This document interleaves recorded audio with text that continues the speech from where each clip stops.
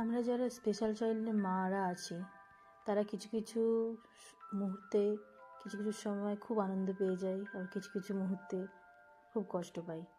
এই যে দেখুন, আমার ছেলে কি সুন্দর একা একা গাড়ি চালাচ্ছে, দেখে ভালো লাগছে। ও একটা স্পেশাল চাইল্ড, তা এই যে দেখছি কি ভালো লাগছে। দেখুন আবার উঠে পড়লো, ও খুব আনন্দ পাচ্ছিল গাড়িটা চালিয়ে। আবার ওর মতো ও নিজে আনন্দ করছে, কিন্তু বেশিক্ষণও চড়েনি, ও ভয় পাচ্ছিল, কিন্তু ওর ভয়টা কাটানোই আমাদের কাজ। এই যে আবারও বসলো, ওর বাবা বসিয়ে দিল, এই যে বসলো।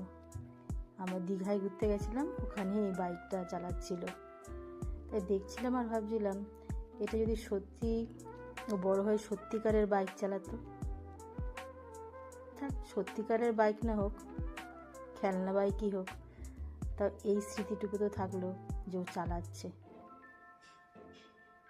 আমার মতন যারা যারা স্পেশাল চাইল্ডের মায়েরা আছে তারা চেষ্টা করবেন ওদের এইভাবে এগিয়ে যেতে। ছোটো ছোটো আনন্দগুলো ও পেলে ওরাও খুশি হবে, আমরাও দেখে খুশি হব। যেমন আমার এখন এই যে চালাচ্ছে, দেখে আমার খুব ভালো লাগছে। মনে হচ্ছে যেন আমার ছেলে অনেক বড় হয়ে গেছে, বাইক চালিয়ে যাচ্ছে। চেষ্টা করে যান।